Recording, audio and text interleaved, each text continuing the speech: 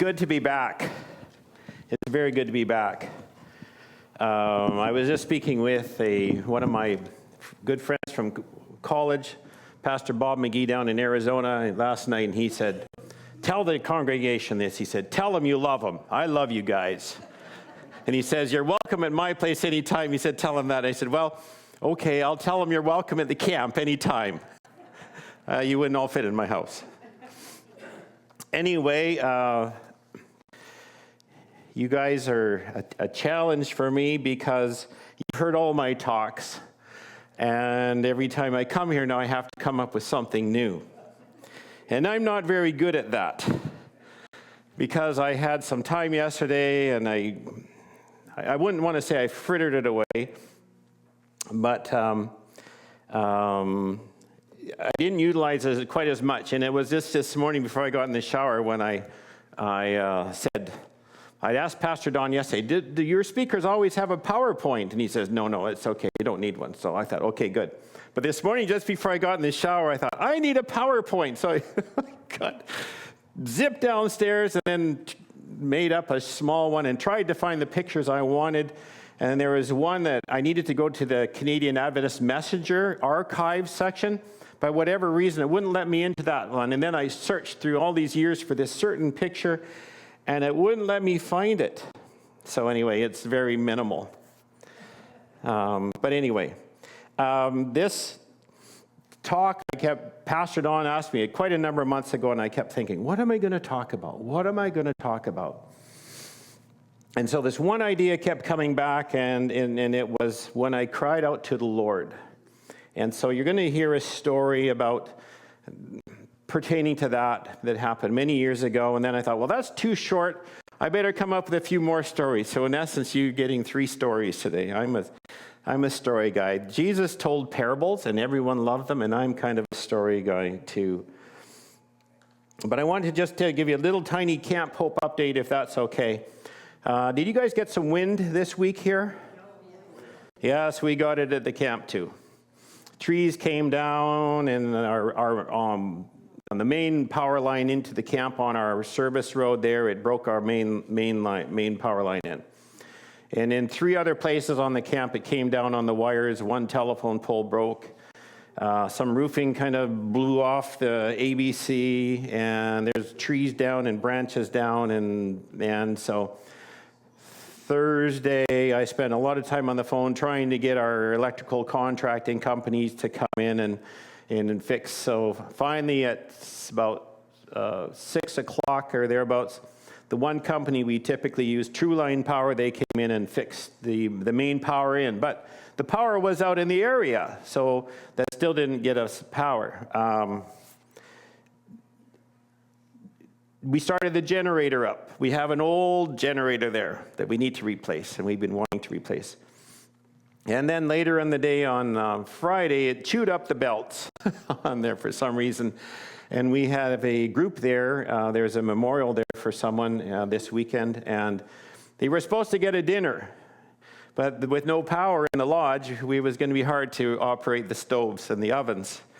Anyway, and then there was this big trying to replace the belts. Anyway, I was sitting in my chair working on my sermon last night, and I got this call and needed to find belts. So anyway, I raced over to Lordco and got one. And while I was there, because I was told the power was gone off again. It had come on at 6 last evening, and it had gone off. But then as I was about ready to head into Langley to get 2 more belts at the other Lordco, and hope that 3 would work instead of 4, my mechanic called back. He said, for some reason, the breaker went off in my house. The camp does have power, but because he's the one who said, the power's out again, right? So that's what initiated this panic to get these belts. And then I was going to race up to the camp and give them the belts. Anyway, that's where we are at the camp, where we'll be cleaning up. So if any of you want to come and rake or pick up sticks or something, isn't there a game, Pick Up Sticks? Yeah. You know, you could have a branch Sabbath school. So there's lots of options there. Okay. Now, am I able to move around a bit, or do you have to get up and wiggle the camera? That's as far as you go, right? Okay, I'll draw my line right there. I might move over Okay, no, I'm not going to move that much. Okay, so I didn't get a clicker. Can you, this is a PowerPoint, I'll point and you do the power? Okay, so you guys don't typically do the scripture anymore, but these were a couple that I had thought of in case you did, and I wanted to share them. Because they kind of fit. Then they cried out to the Lord in their trouble, and he delivered them from their distress. Kind of goes with the title, doesn't it? Okay, and next one, Don. Oh, he's busy making adjustments. But when he saw the wind, he was afraid and beginning to sink, and cried out, Lord, save me. And when I get to the third story, you're going to say, wow, that text just goes hand in hand with this story. So, okay, go to the next one. There's not many. There's only... Okay, so I had an experience a number of Christmases ago, and then I had shared it, and then Stan Jensen, who was the editor of The Messenger, he really liked it, and so he said, could you write it? So if you ever go into the archives on The Messenger, it was the Christmas story, I think in 2017, and that's what I'm going to share with you, the first story. So it was Christmas Day, and I typically, before we travel, we're going to go to Kelowna to my mom's place for Christmas dinner, right? Late afternoon dinner. So what I always do, I get it out there and I make sure the headlights are clean and I check the tire pressure and I check the oil and all these things. So I take my car up to the nearest gas station and to put air in the tires, and there's a truck there, and there's a lady, and I think it was a Fortis truck. And so she's in front of me, and I'm behind her, and I'm waiting and waiting and waiting and waiting and waiting. And anyway, she's digging around in her truck and stuff. Well, she had a pretty good size hole in her tire, and nothing to repair it. She needed to repair it because she couldn't continue on. She was headed to Vernon to surprise her daughter, or be with her daughter for Christmas. Anyway, I didn't know all that until I finally kind of said, like, what are you having troubles? And yes, she was. And so she couldn't figure out how to, anyway, I said, come to my house. I've got a tire repair kit there, you know, where you can put the cord in the tire, and there's a little rasping tool and stuff. So I brought her to my house on Christmas Day and started working on her tire. Well, I got my handy little tool out, and I was making the hole bigger and stuff. But every time I tried to put the little cord, the ooey gooey cord into the tire, it would not go in. It would not go in. I'd make the hole a little bit bigger, which seems like counterproductive, doesn't it? But it wouldn't go in. It wouldn't go in. And pretty soon I'm bringing out more tools and trying this and this. And I had a little air compressor there, which I didn't want to use, so that's why I went to the gas station. But maybe it was providential that I went to the gas station. And it wouldn't go in. It wouldn't go in. And she's on her phone on YouTube, how to repair a tire. And then she's digging in her truck, you know, it was an extended cab company truck, trying to find things. And so she had tools on her thing, and I'm bringing out tools. And it kept going on. And in the house, I could see the family looking at me like, what's Dad doing out there? Like, who's that in the driveway? And like, when are we going to go? Dad's always late. Dad always makes us late. Did I tell you this story before? Okay, good. I repeat myself sometimes. It's an old age thing. Thanks for praying for the senior people. Kept trying and kept trying and kept trying. Finally, I thought, well, I'll get a hammer. You know, us smart guys, when we can't figure things out, sometimes we bring the hammer out because that seems to be an intelligent thing. So I was trying to smack. So to repair your own tire, you have to put this cord in with this little metal thing, and the cord is in here, and then it goes into the hole, and this cord ends up being like that, and it fills the hole, and it's the way that they used to do it. But it wouldn't go in, so finally I got a hammer, and I'm hitting on this thing, and hitting my hand probably more times than the handle. Then the handle breaks on this thing, and even had a leather glove on to make the blows a little bit less. Anyway, it got to the point where I ran out of ideas. I totally out of ideas. What am I to do? here's this lady in the driveway who wants to go to Vernon to see her daughter, and I got 3 kids and a wife and supposed to be loading the car, and we are supposed to be gone. We're late. Dad always makes us late. So they say. I don't believe them. And there it was beside her front tire on the passenger side, kneeling on the ground, and I decided to pray. So I prayed, Lord, I don't know what to do. I told myself I'm not going to show my emotions because I'm a tough guy. I'm not going to show my emotions today. I said, Lord, I have not an idea. I do not have a clue. I don't know what help. Everything I've tried, I've failed, and help me. Please help me. And you know what? He uses us where we're at, because the next thought that came to my mind was get a bigger hammer. So I went back into my garage where I'd been going, I had quite a trail of going in and out, and I got my splitting maul, which is like a sledgehammer with an edge on one side, right? So I brought out the big maul. It's probably about 8 or 10 pounds or something, and I went to the little thing, and I went tap, tap, and it's like the thing went so easily, it pushed the cord right inside the tire, so so it was useless. So I had to pull it out and get another cord and then tap, tap, and it fit. It worked. The prayer was answered. I was a little bit worried about this, and I didn't exercise this morning, but my nose is taking leadership there, and it seems to be running on me here. So it's getting all the exercise, sorry.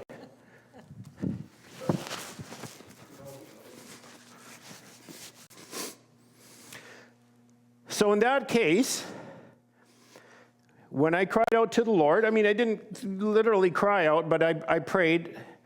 The answer was immediate.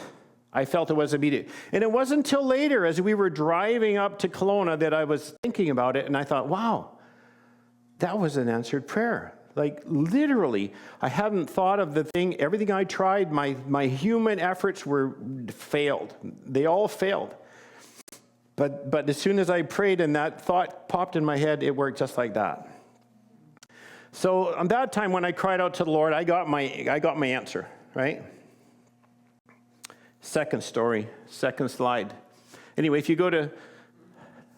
Okay, I couldn't think of a good picture for this story I'm going to tell you. But I'm going to give you a little aside here, right? When I learned about Shakespeare in high school, I learned about these things called an aside, where the main thing is going on, but meanwhile, they have another little thing to tell you. Just before Christmas, because this is exciting, just before Christmas, I took my car to the mechanic shop, and on my way home, he said, "You want to ride home?" I said, no, I'll walk, because I'm counting my steps, right, on my phone, trying to get 10,000 steps. And on my way home, I found $20 right beside the sidewalk and the leaves. So, of course, you look around the rest of the yard, you think maybe there's money all over, but that was it. That was just, 4, 5, 6 days before Christmas.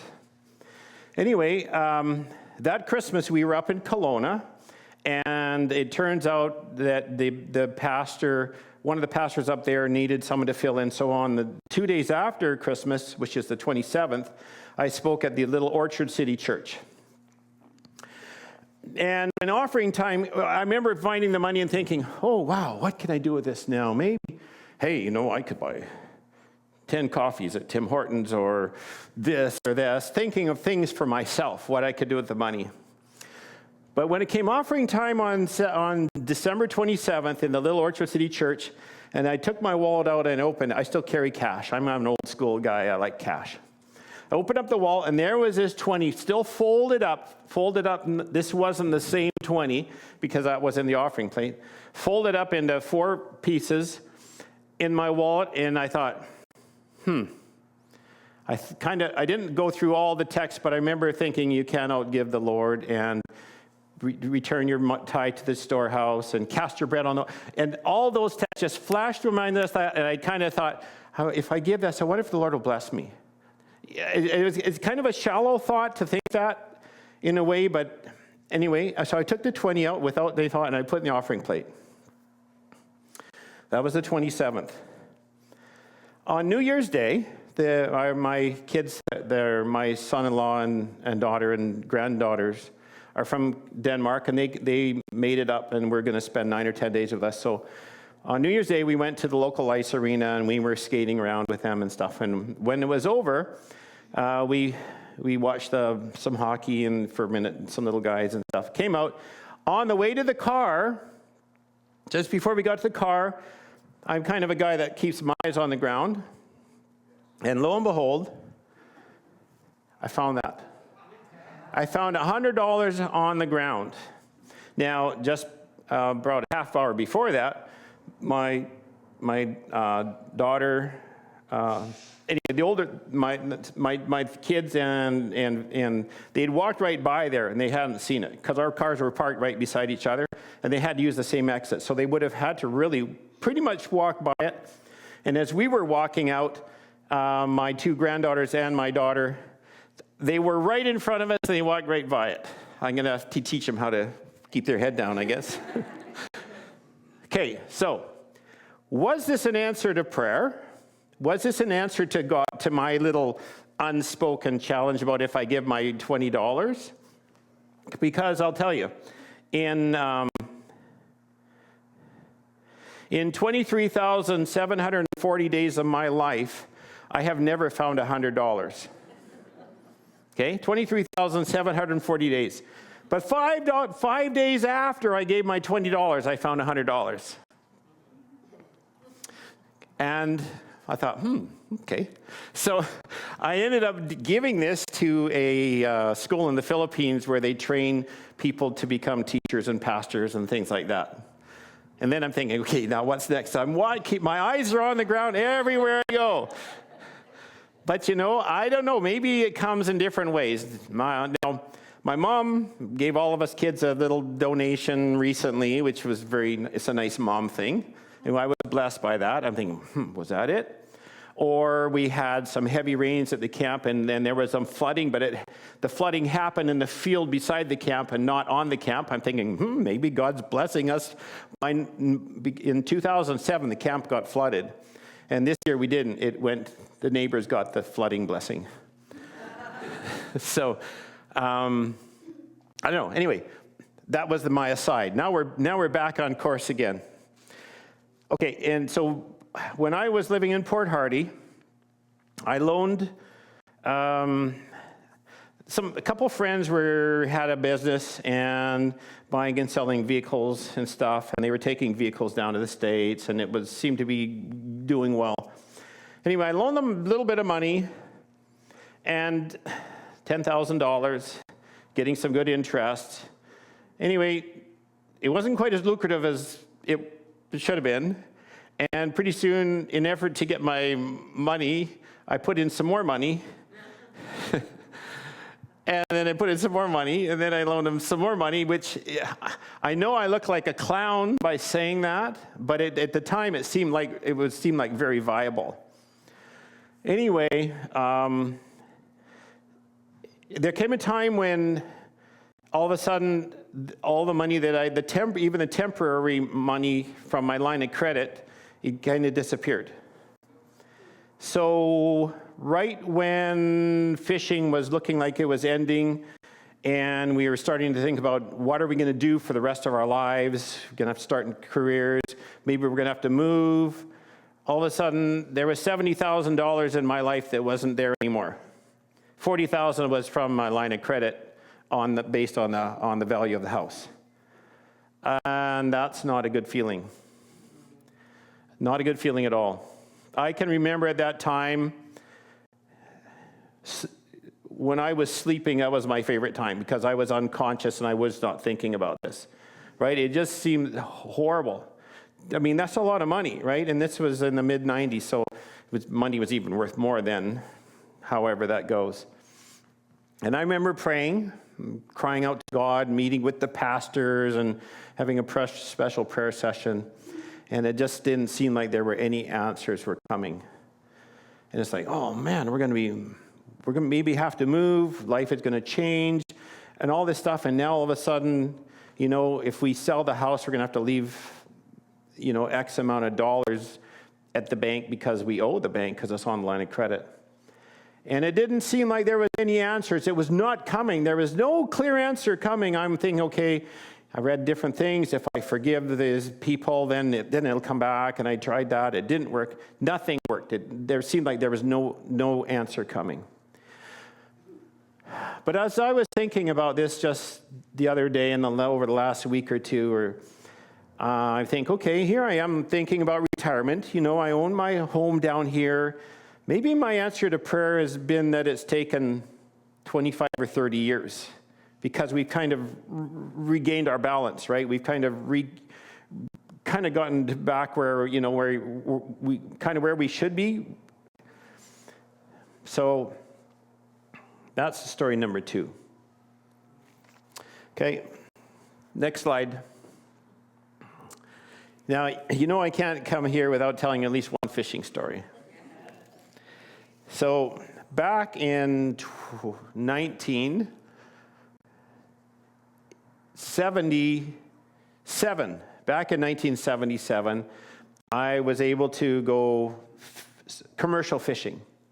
A school teacher that had been at Fraser Valley Adventist Academy had grown up in Port Hardy or lived there for a while, and he started teaching, didn't care for teaching, so he went and he was able to get a boat and become a skipper.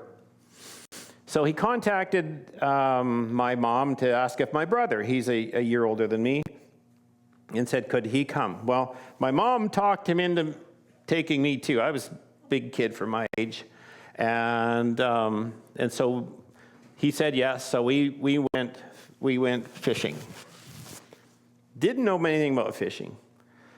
I hardly had ever even been away from home, other than junior camp, summer camp. I remember going to my grandma's in Chilliwack once, and I was going to stay with her for a few days, and then when it came time for my parents to leave, I chickened out. I couldn't even stay with grandma for a few days.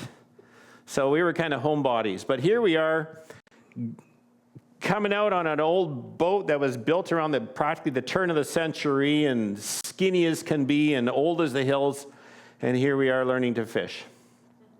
Anyway, on this day, in particular, now fishing was basically typically 4 days a week, and you typically up when it's still dark, and you head out to the ground just as a breaking light. You start fishing, and you fish all day.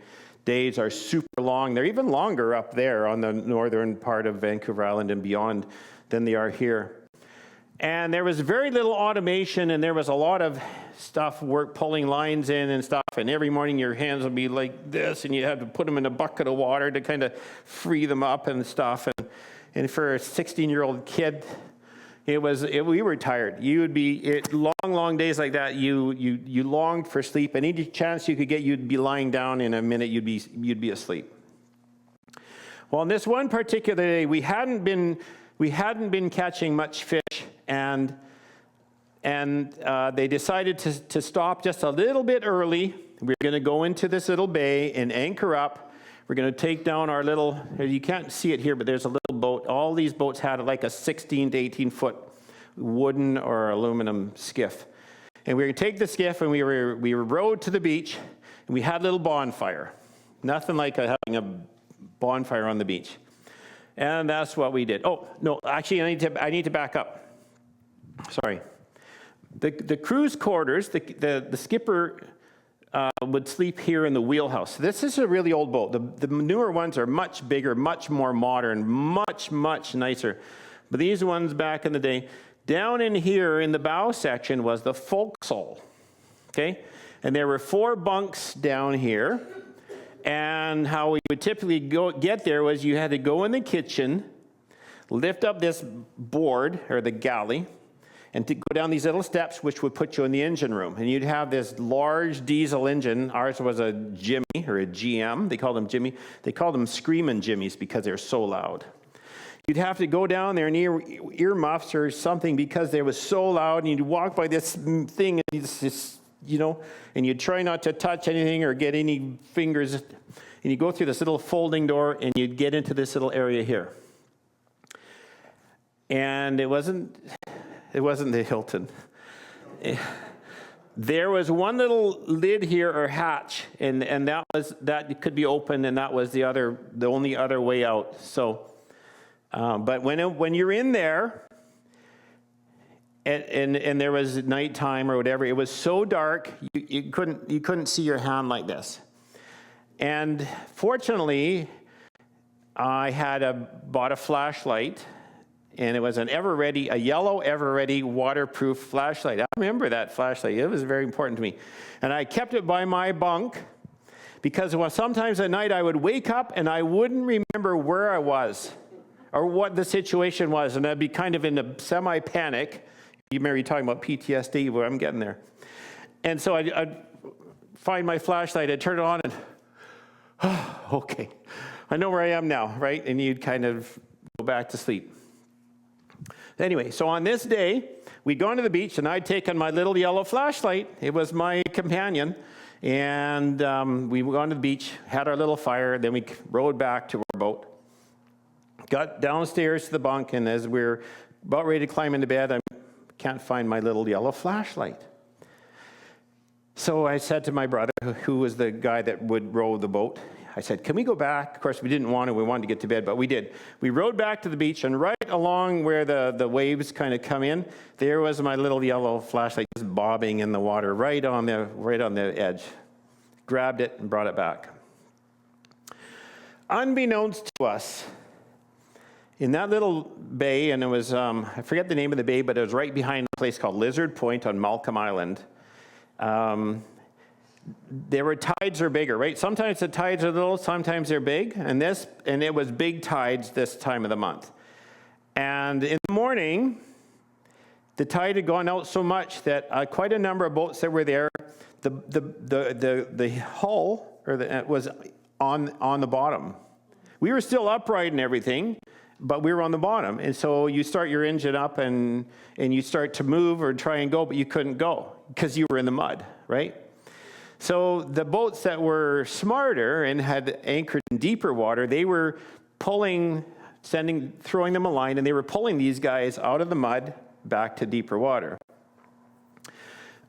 Well, I was sure the skipper had told me in the morning we needed to travel a little distance, and the crew could stay in bed. And I hung on to that like for dear life, like we can stay so we can sleep in.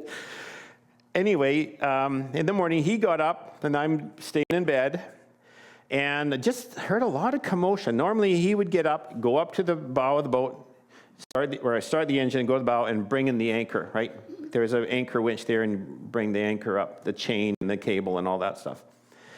So there's a lot of noise going on, a lot of hollering. When you're in the hull of the boat, you can hear the propeller wash happening underwater. The sound travels pretty amazing, either on the water and in the water as well. And I couldn't really tell, but eventually the other three crew members, they all got up. But I'm staying in bed, right? Staying in bed, but then it's just taken a while, and it just like doesn't making sense. So finally, okay, I guess I better get up too. Almost the moment I got up, okay, the boat would be normally like this. Almost the moment I got up, the boat rolled over on its side like that. Okay, now this isn't a wild storm. It's not like the Perfect Storm movie or the stuff you see on The Biggest Catch or whatever. We were actually in an anchorage, but it rolled over on its side. When it did that, the lights went off, the engine stopped, and a dive tank that one of our crewmen was a diver, fell over, somehow hit a valve, and this is what I think happened, and all of a sudden I'm hearing this psh. Well, I probably thought about it a bit, and I thought drowning would probably be one of the worst ways to die. But as soon as that boat rolled over like that, it put me into a major panic, because it was pitch black, right? And I am panicked more than I've ever been in my life. So now the boat, which would be normally up like this, is like this.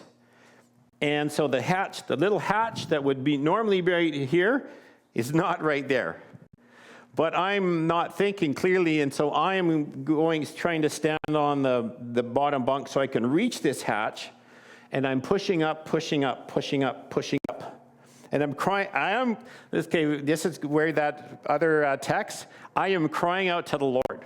I am saying, Lord, help me, Lord. Lord, this was audibly, right? And I haven't really said this because to me it's almost embarrassing, so I haven't really said that, told many people where I'm tell this, but I'm saying, Lord, Lord, help me, Lord. Help me, Lord, Lord, Lord, help me, Lord. It's over and over and over again, right?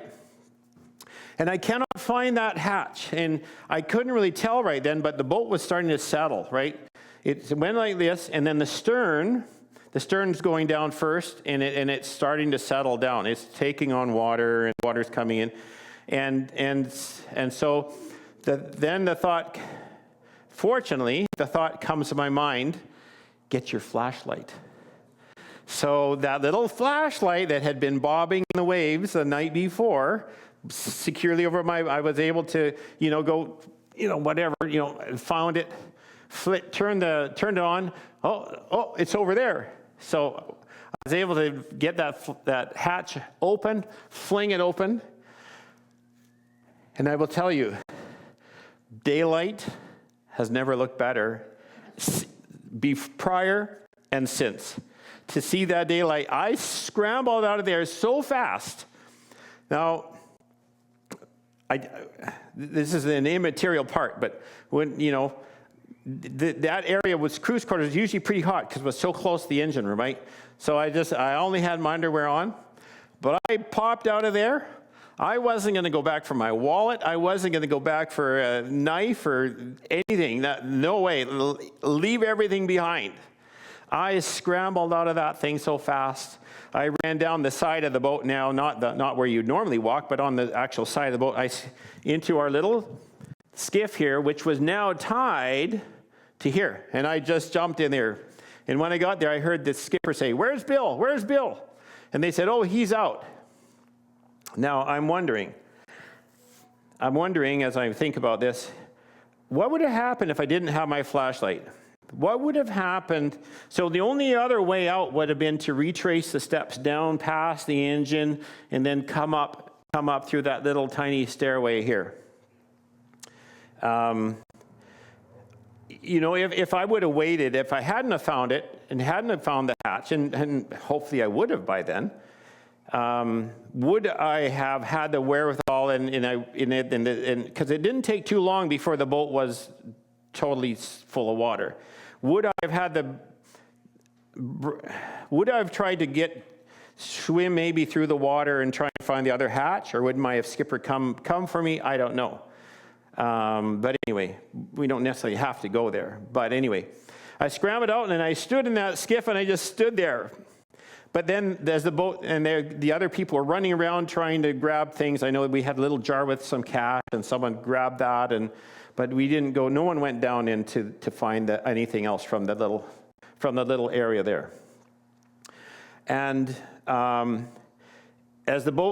so pretty soon, as the boat's settling, it's going down pretty fast.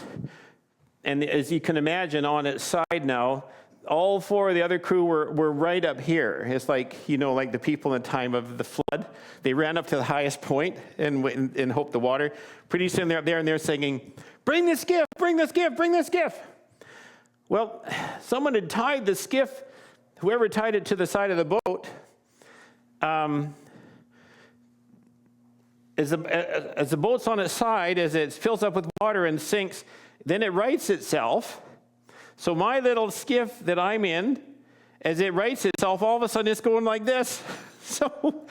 So my little skiff is filling up with water, and my bow is kind of up here, and it's like I just go up trying to untie this. Anyway, I don't even know how I did it. I don't know what the knot was. I don't know how I untied it. I just somehow it amazingly untied. And so I got it, and I got the oars out, and by now there's like this much freeboard in this skiff. It's like this lead sled full of water, and I'm bringing it to these guys who are all in the water now because the boat went down, and so they're all swimming and treading water. So I get the boat over to them, pull them in, and we go over to the nearest boat, which was a smaller boat, and the name was the Canoe Pass Co-op. I remember that. And us three younger crew members, we got on the boat, and then the other two guys, the skipper and his brother-in-law, they went to pick up some floating stuff that came off the boat and stuff. So I just remember standing there in my underwear, like, it was a little bit awkward, but I mean, there's nothing to do. And then when the skipper and his brother-in-law came back to the boat, they came on there, and this guy was very nice for letting us on there, and it was warm. He said to the captain, he says, can't you even find him some clothes? So he brought out this green pair of Dickies. It's kind of their work clothes. So I wore these green Dickies. All the old fishermen always wore them. So I put those on. And we called another, some friends. His name was Gary McGill, and called him over. And, hey, Gary, skipper called him, can you come over and help us? Okay, what's the problem? Well, our boat sunk. Sunk? Sunk. Sunk? Sunk. Sunk? Like, so anyway, he came over and picked us up. Anyway, my brother left the industry after that. I was able to come home after that. Got to made it to camp meeting after that. Worked in the snack shack, and I think I made $750 that summer from the boat. Anyway, after that time, for about 10 to 15 years, I would have nightmares about that. I stayed with the fishing, and there'd be other crew members that would sometimes say, you were screaming again last night. And I had this one guy that he thought he was tough. He said, you were screaming right in my face. Oh, I was about ready to let you have it. And I can remember then when I became a skipper on another boat. My bunk had a little porthole, and I can remember many, many times being semi-conscious, looking out this porthole and thinking, I got to get out of here, and there's no way I'm going to fit. In fact, just the other day, I still had a dream. I'm down somewhere in a basement, and I can't get out. It's too tight. I can't get out. And one time, even in our home, my wife said, you were kneeling on the bed, looking out the window, saying, we got to get to the beach. We got to get to the beach. So it stayed with me a long time, like literally these dreams and things for close to 15 years. And I don't know if the dreams now of not being able to fit out through tight spaces, is that it? But so when I cried out to the Lord here in my distress, I believe that he probably put the thought in my head to look for your flashlight, get your flashlight, which he had probably helped me remind me to get it the night before. So in the first story, when I called out to the Lord, I got an immediate answer. Get your bigger hammer. My second story, I called out to the Lord and it wasn't not an immediate answer, but if I look at it analytically, maybe my answer came over the course of 25 or 30 years, right? He helped me recover from that huge financial loss. Eventually, it was actually brought down to 50, but when we sold our house, we had to pay off $50,000 on the line of credit when we sold our house in Port Hardy. And on this one, I don't know. You know, it's oftentimes to try to rationalize things away. Sometimes if something, some kind of miraculous thing happens, and I don't think there's a miracle happening here, but I think God had something somehow involved in helping me get out, right? Helping me get out of the boat, which I'm eternally grateful. So when I was thinking about this talk, I didn't know how to end it. So in essence, here's a little bit of a summary, okay? In essence, when you call out to the Lord, it's like praying to the Lord, right? It's like praying. It's just like a different way of, contacting him. So here is my effort as a summary. And I always tell you, I'm not a pastor. I'm a fisherman. I'm thankful God chose fishermen as disciples because that gives us hope. When we cry out to the Lord and we get a positive response, and then we get the answers we seek, all is good, right? But sometimes when we cry out to the Lord and our cries seem to be unanswered, That's what causes us the angst. Prayers are often seen as unanswered because they don't always align with the divine will or the timing or the purpose. It's not a refusal that God doesn't hear us. Could it be that sometimes the answer or no answer or our requests come from selfish motives? Sometimes we may have sin that's causing maybe a little blockage in the communication lines. Or it could be sometimes our lack of faith. I don't know. I'm not saying I'm not giving you definitive answers on this because I'm not a PhD in answered prayers. But sometimes God will have a better plan than what we have. Sometimes he may use our struggle for growth, and sometimes providing a no might be for our better good. Also, here's a few other things. Alignment with divine will. Prayers that conflict with God's plan or purpose may not be granted, as God intends to fulfill what is best long-term and not merely to provide comfort short-term. Sometimes what our motives are, could they be selfish? Prayers made to spend things, sometimes we often pray for material things. Sometimes you watch the football games and stuff and certain games and you see all the players are praying. Are they praying for safety? Are they praying to win? Well, what happens if the other team is praying to win as well, So prayers made to spend on things or personal pleasures rather than the spiritual good or for God's glory may go unanswered. As mentioned, sometimes if we have something in our life that maybe is, not allowing that communication to be as good, spiritual barriers, we could maybe harboring a personal sin, or we may have some forgiveness issues in our lives. I'm proposing that they could hinder some prayers, possibly. Timing and patience. Sometimes the answer is not a no, but a not yet. Delays are often designed to teach trust, persistence, or to wait for the proper time. A lot of times, I know sometimes when I was praying for the reimbursement of my investment with these guys, I thought, well, if I'd read some things where if I forgive them, in my mind I'd forgiven them. I won't forever forget it. But I think I'd forgiven them. I wasn't eager to see them necessarily, and so I was kind of waiting for this. Okay, well, if I do this, this will happen. Okay, I've done my part. Now, God, you need to do your part. And I was waiting for some mysterious $50,000 to show up, but it hasn't. But maybe it has, just in a form I haven't anticipated. Maybe it's because I was able to buy a house and the market went up, but it went up for everyone. So I just don't know. There are ways. God has 1,000 ways, right? 1,000,000 ways. So praying without trusting that God is able to fulfill the request can lead to a feeling that prayers are ignored.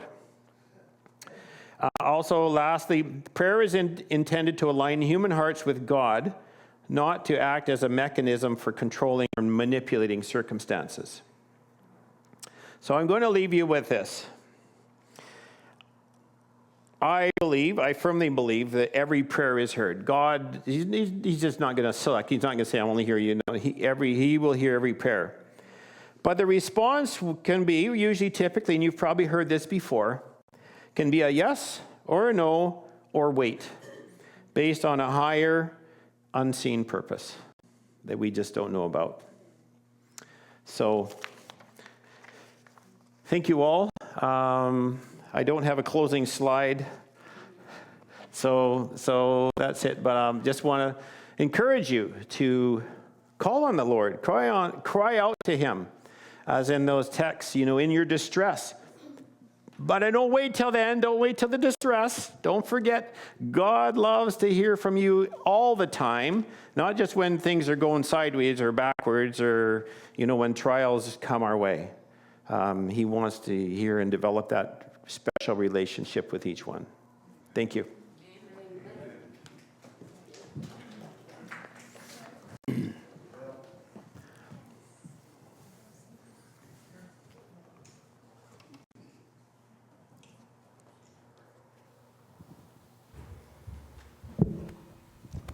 Well, thank you, Bill, for your testimony. Wow, what a testimony. Thank you. God is hearing our prayers. God is with us. If we feel it or we don't feel it. If we think He's answering our prayers or if we think He doesn't, He's always with us. And that's a privilege to know. Jesus loves us. He's our Redeemer. He's our friend. He's our everything. So thank you for coming to this church. Thank you for listening Bill's experience with God. And let's sing our praises to Him always, because we are looking forward to be with Him. So the last song is going to be, I will think of my Redeemer and His wondrous love to me. Can we please stand for the song?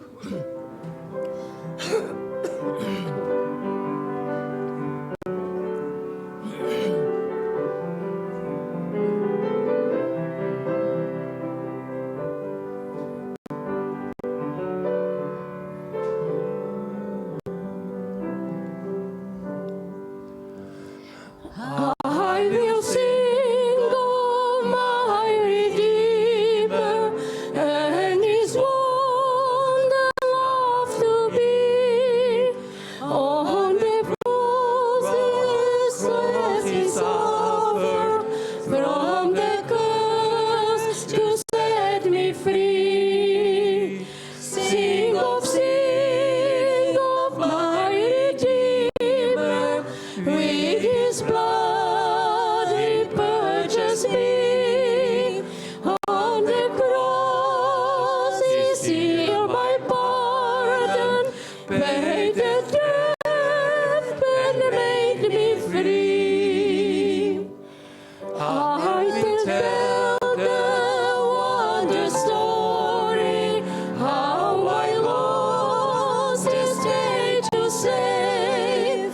In His boundless love and mercy, He the ransom freely gave. Sing of my Redeemer, with His blood He purchased me. On the cross He sealed my pardon, paid the debt and made me free. I will sing of my Redeemer and His heavenly love to me. He from death to life has brought me, Son of God, with Him to be. Sing of my Redeemer, with His blood He purchased me. On the cross He sealed my pardon, paid the debt and made me free.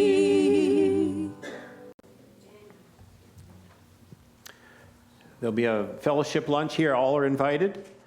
Let's bow our heads. Father in heaven, thank you for being with us. Thank you for being an amazing God of love, a God that wants to hear from us all the time. Thank you for being a God that will hear our cries in our distress, in the good times and the bad times. And we just pray that no matter what the answer is, if it's immediate or not immediate, that we feel your presence and we feel your love and know that you are there with us. Thank you, Lord, for hearing our prayer today. And we ask that you also bless our food, and thank you for those who have spent time making it for all of us and preparing it. In Jesus' name, amen.